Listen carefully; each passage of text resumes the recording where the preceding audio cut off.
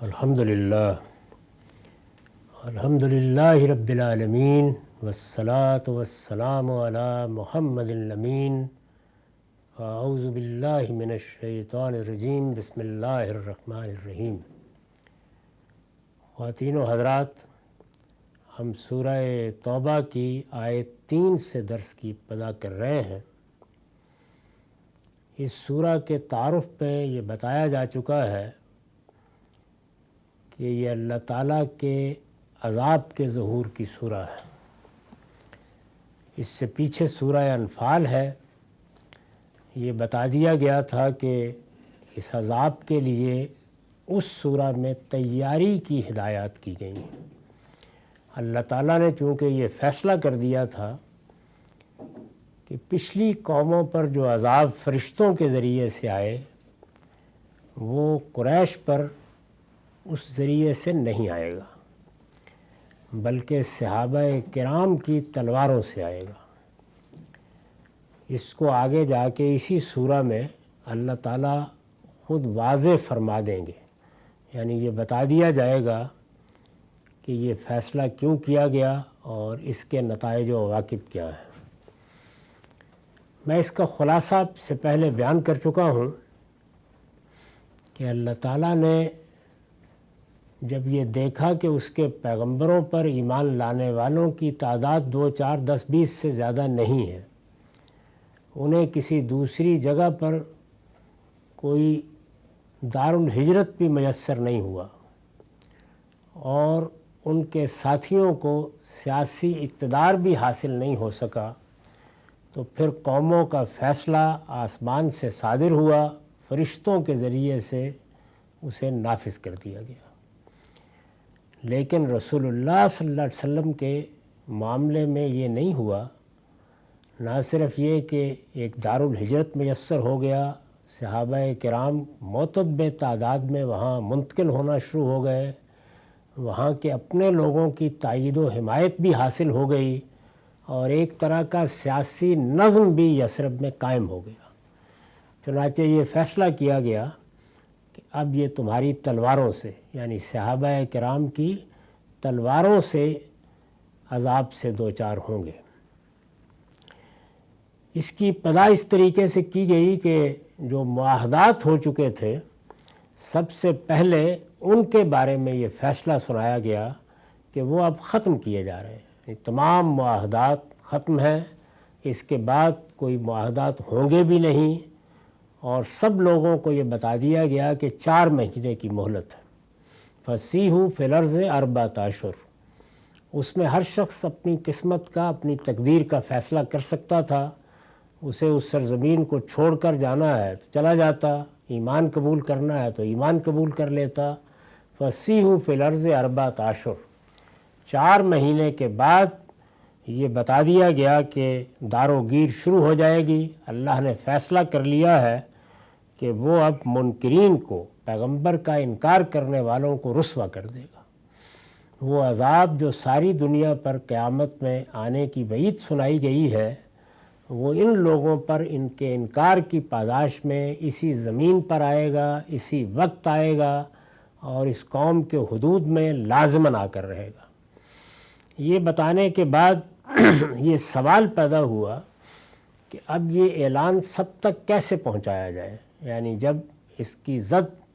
میں سارا جزیرہ نما عرب ہے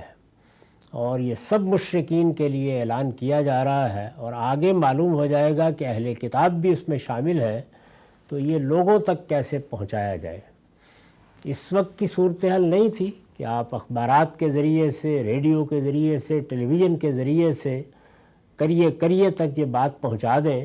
اس وقت تک بہرحال انسانوں ہی کے ذریعے سے کوئی پیغام پہنچایا جا سکتا تھا، اور پورے جزیرہ نما عرب میں، یہ کوئی چھوٹا ملک نہیں ہے، اس میں لوگوں تک یہ پیغام کیسے پہنچے، اس اعلان کا ابلاغ کس طریقے سے کیا جائے۔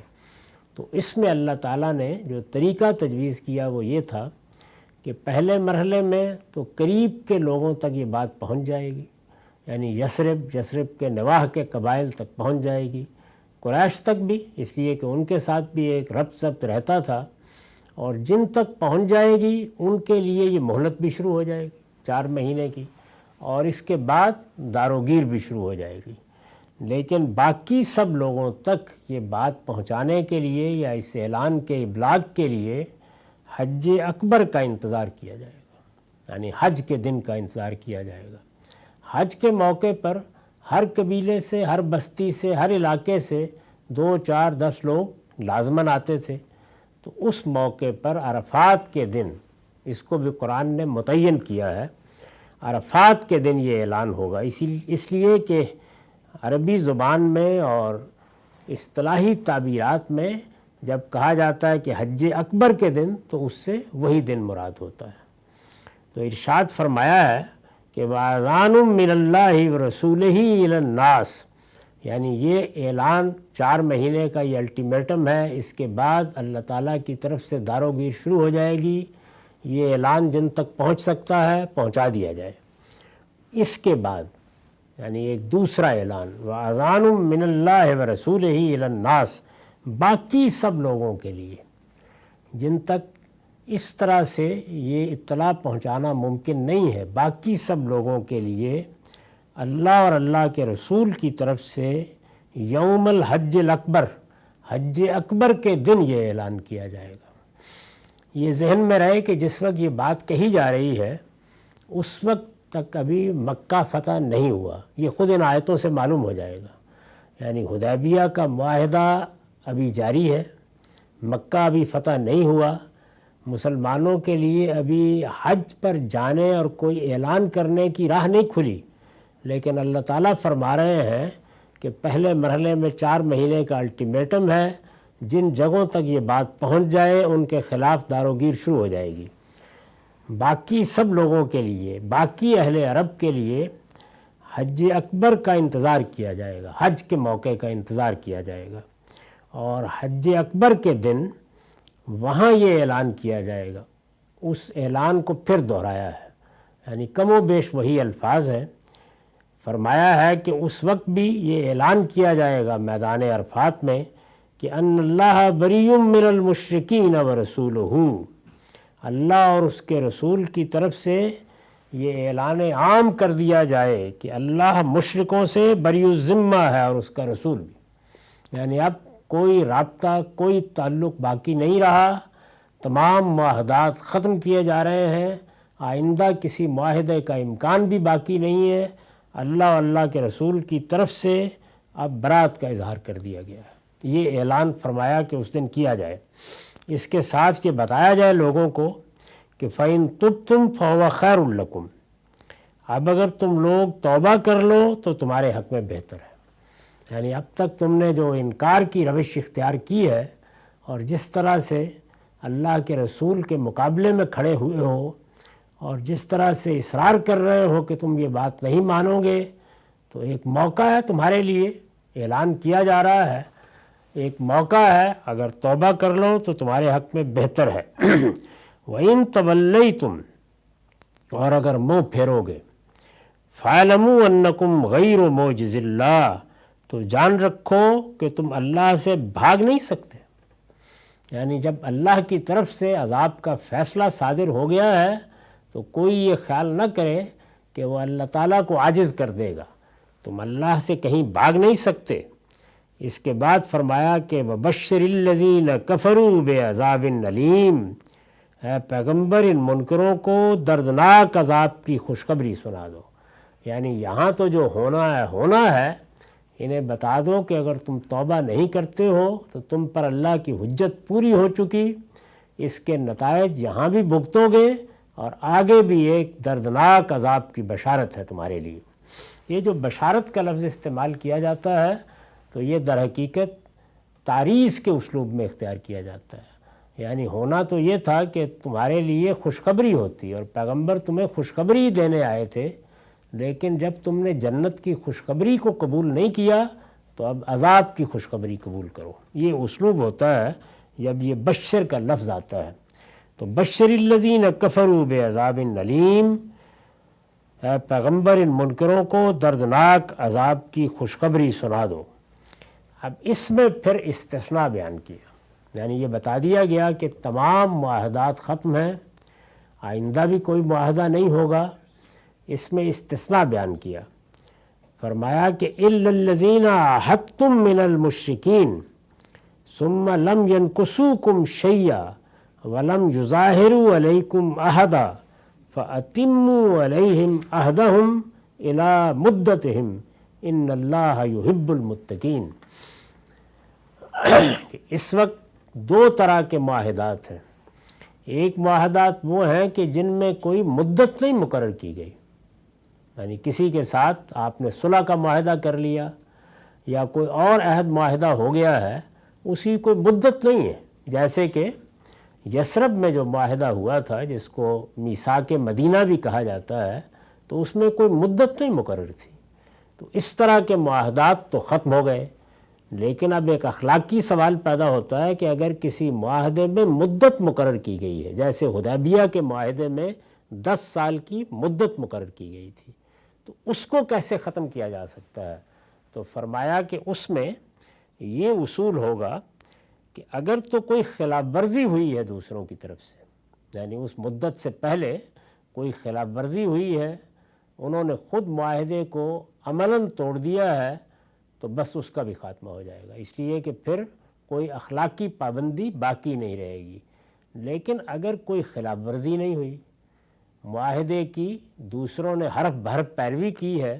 اور اس کی مدت بھی مقرر ہے، مدت مقرر نہیں ہے تو پھر کوئی پابندی نہیں ہے، لیکن مدت بھی مقرر ہے اور دوسروں کی طرف سے کوئی خلاف ورزی بھی نہیں ہوئی، تو پھر اس اعلان کے باوجود معاہدے کی مدت پوری کی جائے گی۔ یعنی اب ہوا کیا کہ وہ لوگ جن تک پیغام پہنچانا ممکن ہے ان کے لیے 4 مہینے کی مہلت ہے، اس کے بعد دار و گیر شروع ہو جائے گی۔ وہ لوگ جن تک یہ اعلان نہیں پہنچایا جا سکتا اس کے لیے حج اکبر کا انتظار کیا جائے گا، اور اس دن اعلان عام ہوگا، اس کے بعد آگے معلوم ہو جائے گا کہ پھر ایک الٹیمیٹم ہے، یعنی ایک مدت ہے اس کے بعد بھی، وہ آگے زیر بحث آ رہی ہے۔ اور تیسرا پہلو یہ تھا کہ جن لوگوں کے ساتھ موقت معاہدے ہیں، یعنی ایسے معاہدے ہیں کہ جن میں وقت طے کیا گیا ہے، 10 سال کا ہے، 5 سال کا ہے، 4 سال کا ہے، وہ پورے ہوں گے تو ان کے لیے دار و گیر جس دن معاہدے کی مدت پوری ہوگی اس دن سے شروع ہوگی۔ تو صورتحال یہ بنی کہ جن تک اعلان پہنچایا جا سکتا ہے 4 مہینے کے بعد، جن تک نہیں پہنچایا جا سکتا ان کے لیے حج اکبر کے اعلان کے بعد، اس میں بھی ایک مہلت ہے، وہ آگے زیر بحث آ رہی ہے۔ اور جن کے ساتھ موقت معاہدے ہیں اور انہوں نے خلاف ورزی نہیں کی، ان کے ساتھ ان معاہدات کی مدت پوری ہونے کے بعد، یہ تمام اخلاقی اصولوں کا لحاظ کرتے ہوئے اللہ تعالیٰ نے اعلان فرمایا ہے۔ یہ جو کہا ہے کہ 4 مہینے کی مہلت ہے،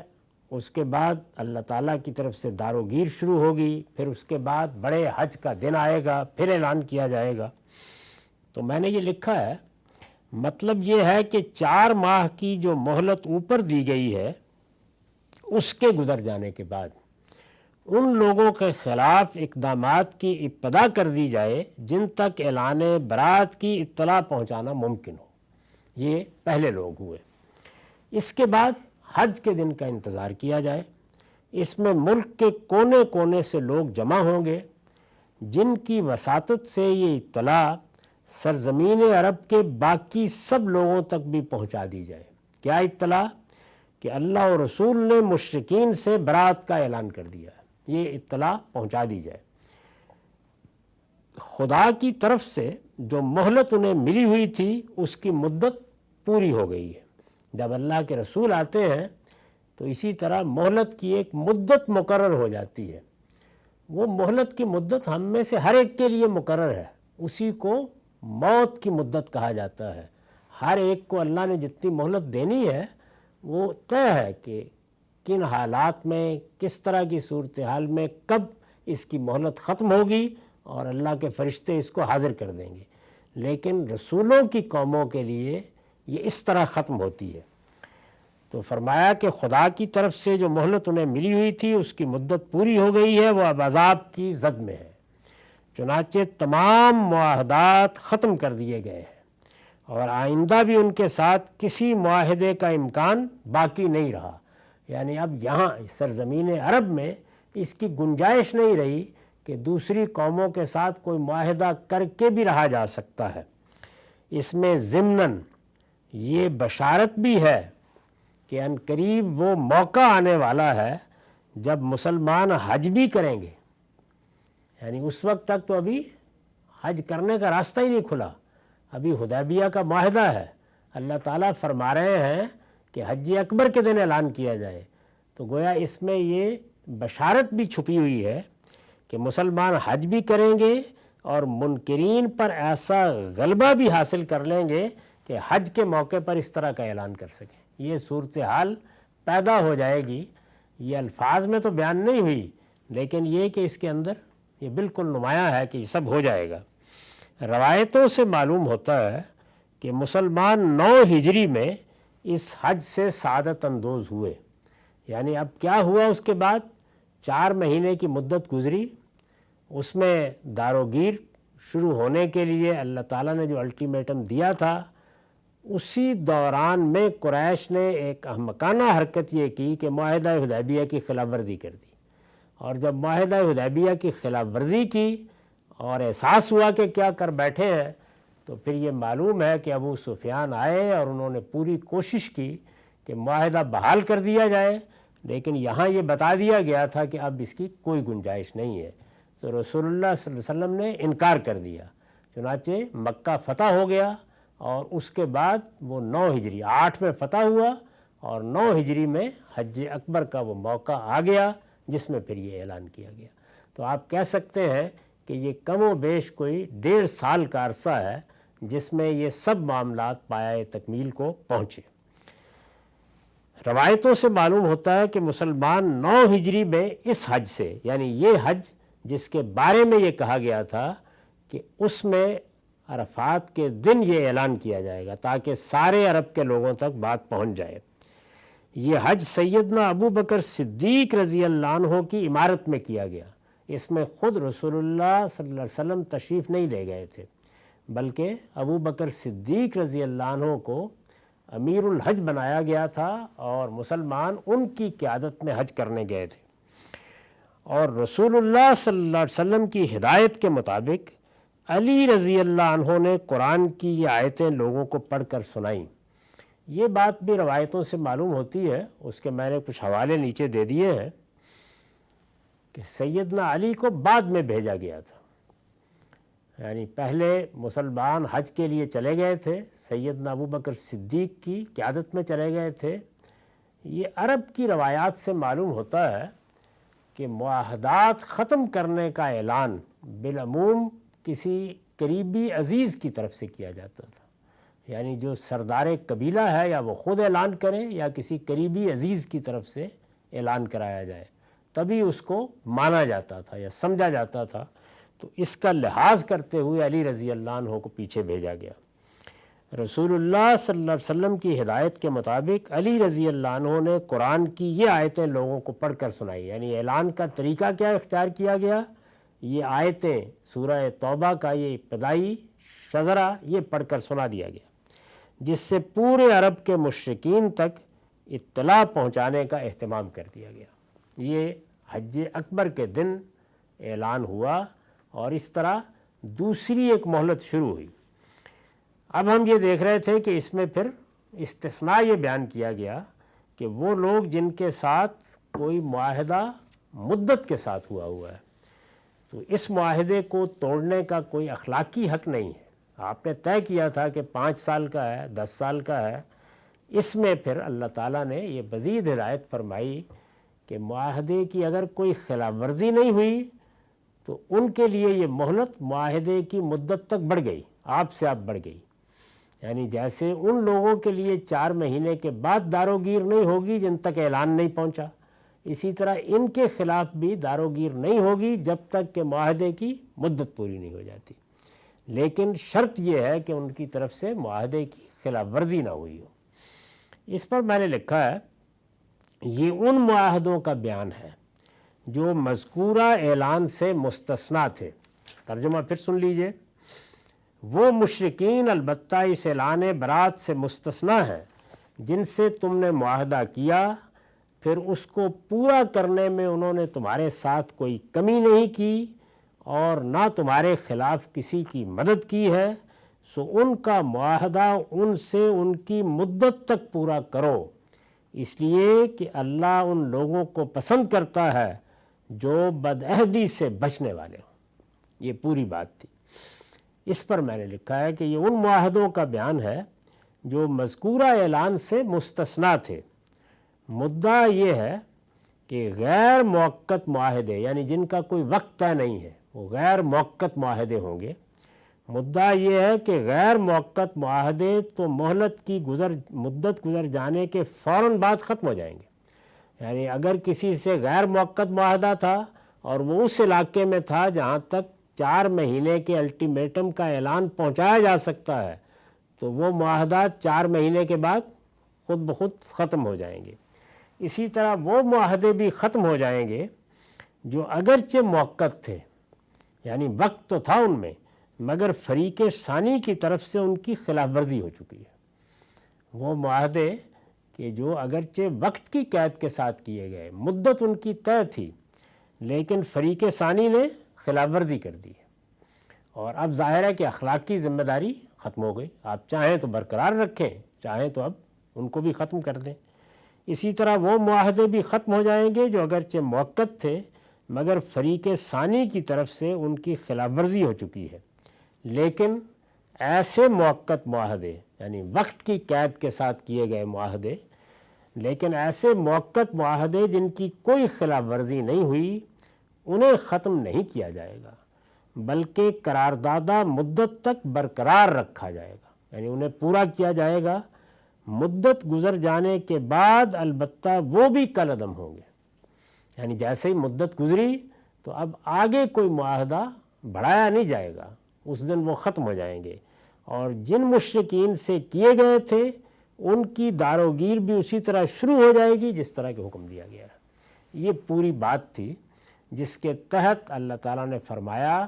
کہ اب داروگیر کا اعلان کر دیا جائے۔ یہ داروگیر کا اعلان میں عرض کر چکا کہ اللہ کا عذاب تھا جس کی ابتدا ہوئی، پھر وہ اپنے آخری انجام تک پہنچا۔ اسی کی تیاری کے لیے سورہ انفال میں تمام ضروری ہدایات دی گئی تھیں۔ اب وہ سوال سامنے آیا کہ 3 صورتیں بن گئی تھیں، یعنی 4 مہینے کا الٹیمیٹم جن کو دیا گیا تھا، وہ تو 4 مہینے جس دن یہ سورہ نازل ہوئی، پڑھ کر سنا دی گئی، شروع ہو گئے، ان تک بات پہنچا دی گئی۔ اس کے بعد 4 مہینے کی مدت پوری ہو جائے گی، اب داروگیر شروع ہو جائے گی۔ وہ لوگ کہ جن کے معاہدے موقت ہیں اور انہوں نے کوئی خلاف ورزی نہیں کی، وہ پہلے سے طے ہے کہ مدت کب ختم ہونی ہے، جس دن وہ ختم ہوگی اس دن ان کے خلاف اقدام ہوگا۔ اس طرح ان کے لیے بھی گویا اس معاہدے کی جو مدت باقی ہے اتنی مہلت موجود ہے۔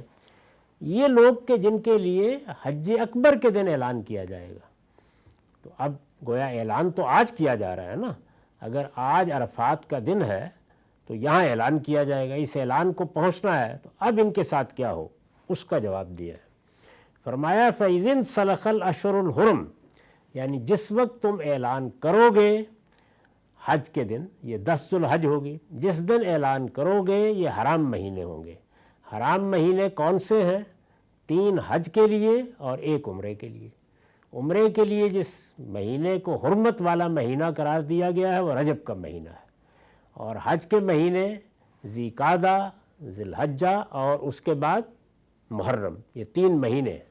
ان 3 مہینوں میں جنگ و جدال ممنوع ہے، کسی کے خلاف کوئی کارروائی نہیں کی جا سکتی۔ تو یہاں پر خود بخود مہلت پیدا ہو گئی، تو فرمایا کہ یہ اب حرام مہینے ہوں گے، یعنی ابھی 50 دن باقی ہوں گے، 20 ذو الحج کے اور 30 یا 29 کہہ لیجئے وہ محرم کے، تو یہ 50 دن باقی ہوں گے۔ فَإِذٍ سَلَخَ الْأَشْهُرُ الْحُرُمُ، چنانچہ جب یہ حرام مہینے گزر جائیں، یعنی بڑے حج کے دن اعلان کیا جائے گا 10 تاریخ کو، اور اس کے بعد گویا 50 دن کی مہلت ان لوگوں کو مل جائے گی۔ جب یہ حج کے مہینے گزر جائیں، یہ حرام مہینے گزر جائیں، بڑے حج کے دن اس اعلان کے بعد جب حرام مہینے گزر جائیں، اب دیکھیے تینوں جگہ پر، یعنی 4 مہینے کی مہلت گزر جائے تو کیا کرنا ہے، جن لوگوں کے ساتھ موقت معاہدے ہیں ان کے معاہدے کی مدت پوری ہو جائے تو کیا کرنا ہے،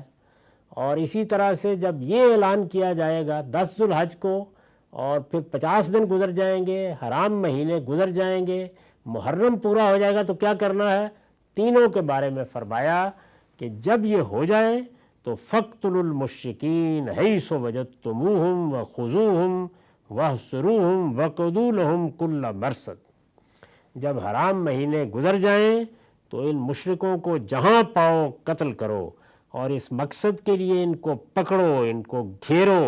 اور ہر گھات کی جگہ ان کی طاق میں بیٹھو۔ یہ گویا قتل عام کا حکم ہے جو دیا گیا ہے، یہ کوئی جنگ یا جہاد کا حکم نہیں ہے۔ مدت مقرر کی گئی، الٹیمیٹم دیا گیا، اور اس کے بعد گویا عذاب صحابہ کی تلواروں کے ذریعے سے فرمایا نازل ہو جائے گا۔ اس میں ایک بحث یہ لوگوں نے پیدا کر دی ہے کہ فَإِذَا انْسَلَخَ الْأَشْهُرُ الْحُرُمْ سے کیا مراد ہے۔ میں نے آپ کو بتا دیا کہ یہ وہ 50 دن ہے جو ابھی باقی ہے، اور یہ ایک دوسری مہلت ہے جو لوگوں کو دی گئی ہے۔ تاہم چونکہ یہ بحث پیدا ہو گئی ہے تو اس پر میں نے جو نوٹ لکھا ہے وہ میں سنا رہا ہوں۔ اس سے مراد یعنی یہ جو کہا ہے نا جب حرام مہینے گزر جائیں، اس سے وہ 4 مہینے مراد نہیں ہیں جن کا ذکر اوپر ہوا ہے، وہ الگ ہیں بالکل، وہ تو الٹیمیٹم کی مدت کے مہینے ہیں۔ اس سے وہ 4 مہینے مراد نہیں ہیں جن کا ذکر اوپر ہوا ہے، بلکہ وہی مہینے مراد ہیں جنہیں اصطلاح میں اشہر حرم کہا جاتا ہے، جن کو حرام مہینے کہا جاتا ہے، جن کے لیے عربی زبان میں اشہر حرم کی تعبیر ہے، یعنی رجب اور یہ 3 مہینے جو حج کے مہینے ہیں، اس سے وہی مراد ہے۔ یہ تعبیر ان مہینوں کے لیے بطور اسم و علم استعمال ہوتی ہے،